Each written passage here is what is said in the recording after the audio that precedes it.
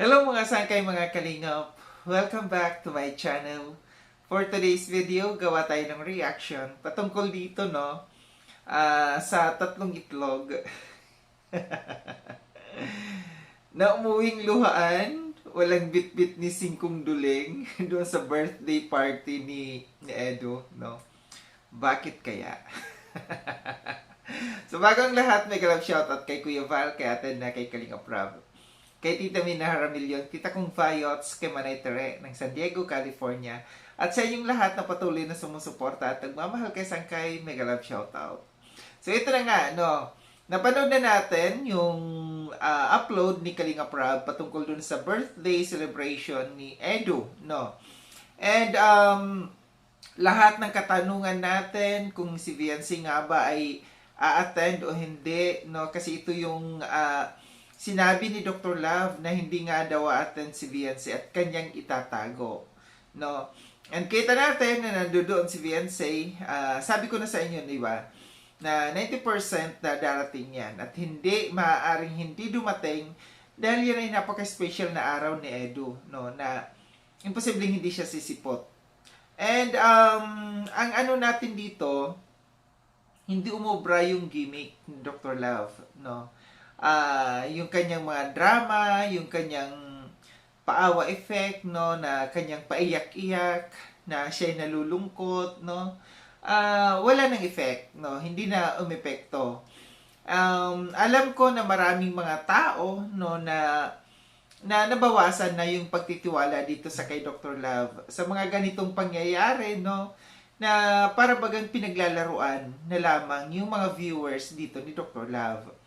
And gumagawa ng mga eksena, ng mga pa-effect, ng mga pa-eme-eme na para lamang kagatin, no, para lamang magkagulo yung mga tao. And alam natin na malaking epekto ito dito sa kay Dr. Love, yung mga ganitong klase, no, na para bagang nililito niya talaga yung mga viewers. So yung kanyang mga paiyak-iyak, sa kanyang mga palungkot-lungkot yan, for sure nabawasan na yung tiwala ng tao, no, dito. Kasi napaka-imposible talaga, no, imposible na hindi a-attend, no. So ang daming kaganapan bago dumating yung birthday ni Edo, no. Nagkagulo, nagkaroon ng mga issues patungkol dito nga kay Dr. Love and sa kay JP, no. Pero at the end of the day, may mga taong umuwing masaya. At may mga tao din umuwing luhaan. Alam niya na yun kung sino, di ba? Dito kasi sa dito sa aking observation dito, no, yung tatlong itlog, no, yung Judas Barabasistas, umuwing luhaan. Nagkasanayan kasi ito na sa tuwing merong event, no, nagaganapin, may mga birthday celebration, umuuwing masaya ang lahat, no. Lalo't lalo na yung mga involved doon sa community na yon. Umuuwing masaya, merong ngiti, no, na umuuwi, and may mga bit-bit, syempre. Hindi ko kasi alam, no, bakit nakaugalian na ito dito sa loob ng Kalingap na para bagang pera, pinaiikot talaga yung pera, ano. Andyan na yung mga sponsors, no, nag-ambagan na para diyan, nag-sponsor na para diyan sa gaganaping event, gagaya na ng mga birthday celebration. Although nasabi na kasi ito ni Kuya Val at saka ni Kalinga Prab noon, no, na ayaw nila ng mga pabunggahan, no, ng mga birthday celebration. Pero hindi naiiwasan kasi nga may mga sponsors diyan na talagang gusto nila. Hindi natin masisisi kasi pera naman nila yan. Kaso nga lang, nakaugalian na ito dito sa loob ng Kalingap, no, na namumudbod ng pera, no, yung mga sponsors pagdating dito sa mga event na ito. Hindi ko alam kung ito'y pabor sa karamihan, no, na para bagang pinamimihasa, no, pinamimihasa yung mga ganito. Kagaya niyan, nag-ambagan na nga para sa foods, no, sa venue, pero meron pa rin mga pasobre na ipinamimigay, hindi lamang doon sa mga celebrant, kundi doon din sa mga nakapalibot sa community nung love team na yan. Nasanay kasi, no, namihasa yung karamihan na, yun nga, merong mga natatanggap. Kahit hindi sila yung mga celebrant, no, kahit hindi sila yung main character doon sa event na yun, yung iba diyan, yung mga galamay, nakakatanggap din. Pero itong birthday na ito ni Edo, no, medyo kakaiba, no. Kakaiba ang nangyari kasi iilan lamang yung nakatanggap ng biyaya. Natatawa talaga ako, hindi ko talaga lubos maisip na nafi-figure out ko, na-imagine ko yung itsura ni na Dr. Love, ni Red Zane, ni Jello Mags, no, na umuwing lulugo-lugo.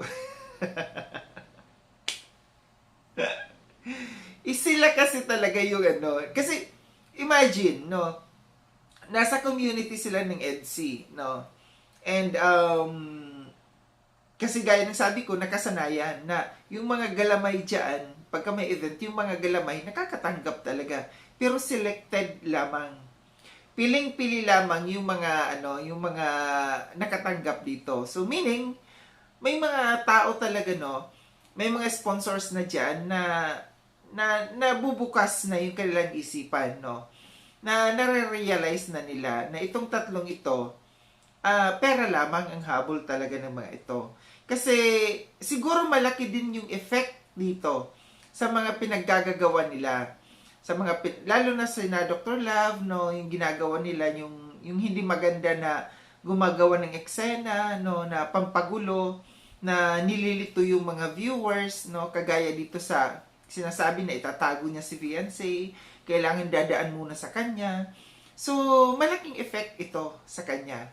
And ito naman kay Jello Mags, no, tingin ko, kaya siguro nag-post si Jello Mags bago i-upload, no, ni Kalinga Prab, itong event na ito ni Edo.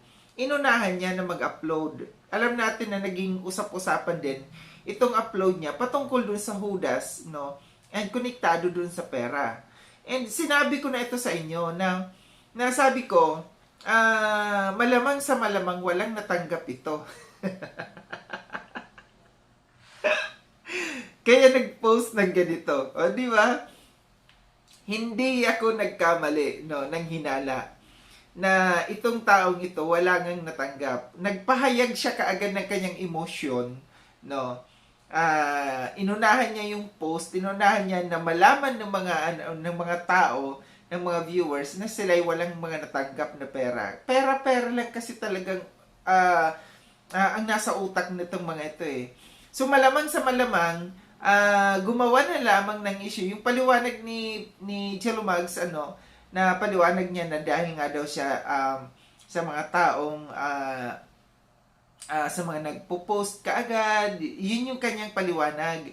Kinontra niya yung sinabi ko nung unang sabi ko na siguro walang natanggap ito. So, hindi nagkamali si Sangkay.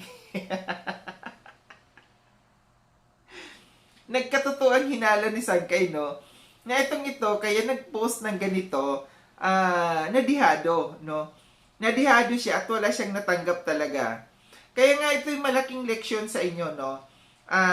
Hindi lamang ito sa mga sponsors, kundi dito sa mga tao na ito na ginagawang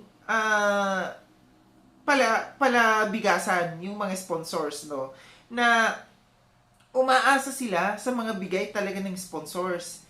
Ito yung nakaugalian na ng mga taong ito, no, na nandiyan dyan, nakaasa na lamang sa mga sponsors, nakaasa na bigyan, limusan, no, bigyan sila ng limos nitong mga sponsors na ito. Namihasa na hindi na nag-scout, hindi na nagcha-charity vlog, nandiyan na lang mga pabulong-bulong na lang, no. So, ito'y isang maganda rin, no, na leksyon sa kanila na dito sa ng mga sponsors na ito na nagiging aware na yung mga sponsors sa gawain ng mga taong ito. Kasi ilan lang ito sila. Ito silang tatlo talaga dito, no? Ang number one at simula pa na ito yung kanilang gawain. Magpabulong-bulong, no? Mamigay ng mga videos, ng mga unahan nila ibigyan yung mga sponsors ng videos, yung mga pictures, no? Yung mga panatikong sponsors, no? Ito yung kanilang tinatarget. So dito sa pangyayaring ito, no, ito isang malinaw, no, na indikasyon na yung mga sponsors nabubukas na yung kanilang isipan, no. Yung kanilang isipan sa kung sino yung mga tao talaga, no, na nakarapat dapat lamang bigyan. Which is sa totoo lang para sa akin, no, ang sponsors ay dapat nagbibigay talaga ng tulong sa mga needy people, yung mga nangangailangan talaga. Yung sobrang nangangailangan ng mga tao, yung dapat tulungan. Hindi yung mga charity vloggers ang mga tinutulungan. Sila yung mga nagiging beneficiaries, no? Sa mga sponsors, uulitin ko, hindi natin sila pinakikialaman. Pero nga lang, nakikitaan natin ng butas yung ilan ng mga sponsors, no, na pinapapamihasa itong mga charity vloggers na ito dito sa loob ng Kalingap. Kasi hindi lamang Kalingap, hindi lamang sila yung nasisira dito, kundi yung community ng Kalingap, no? Nadadamay dito ang community ng Kalingap kasi nga sila yung nasa loob ng Kalingap. So ang tingin ng iba, yung mga charity vloggers ng Kalingap ay mga mukhang pera.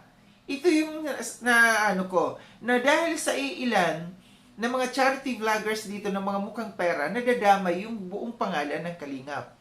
And ito dapat din ng maisip ng mga sponsors, no, na kung kayo'y tumulong doon sa mga nangangailangan. Doon sa mga karapat-dapat na tulungan, hindi yung mga charity vloggers na yan, kumikita sila sa pag-vlog nila, sa kanilang pabulong-bulong dyan, andyan palipad kayo ng palipad, no. Ulitin ko, hindi ko kayo pinapakialaman sa inyong gustong gawin. Nga lang, nabubutasan kasi kayo, no? Nakikitaan kayo ng iilan na dapat kung tulong sa taong dapat tulungan. So, ito ang aking reaction patungkol dito no, sa tatlong itlog. nga. Sabi nga.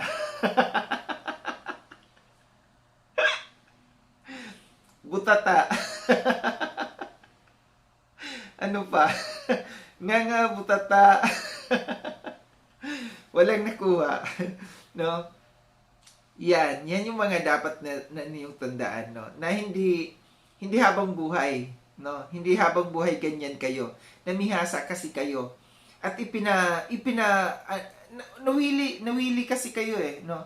Na akala ninyo lahat ng bagay makukuha ninyo sa mga pabulong-bulong ninyo, sa mga kung ano-anong gimmick na ginagawa ninyo na para lamang magkaroon ng pera dito sa loob ng Kalingap. Muli maraming salamat mga sangkay no sa panonood. Sa mga hindi pa nakapag-subscribe kay Sangkay Lon, subscribe niyo na po ako. Click yung notification bell para updated kayo sa lahat ng mga videos na aking gagawin. Like and share itong video na ito mga sangkay. Kita-kits tayo ulit sa susunod na video na aking gagawin. Ingat kayo sa ang dako ng mundo man kinaroon. Paalam na mga sangkay mga Kalingap, paalam.